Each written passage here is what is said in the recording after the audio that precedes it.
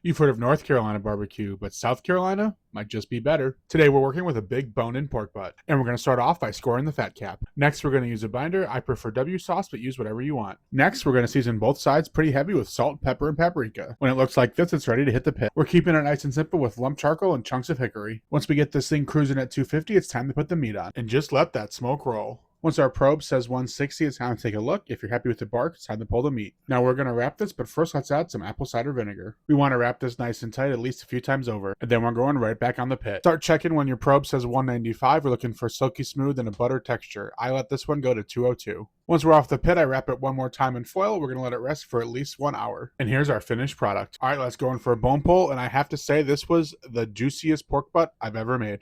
I mean, look at that. Now it's time to eat. Start off dipping our pork in this beautiful Carolina Gold. Going in for the bite, and man, is this insane. So good. The pork is tender and juicy with a lot of smoke, but that Carolina Gold is next level. Sweet and savory, tastes like an elevated honey mustard. And to round out the meal, Mrs. Smokes made this amazing Carolina coconut cake. This was so good with the beautiful cream cheese frosting. That pork turned out so good. Was it better than North Carolina? I'll let you decide that. I'll be posting a video later this week with how we made that gold sauce. Thanks so much for watching. Zachy Smokes, just a guy who loves barbecue.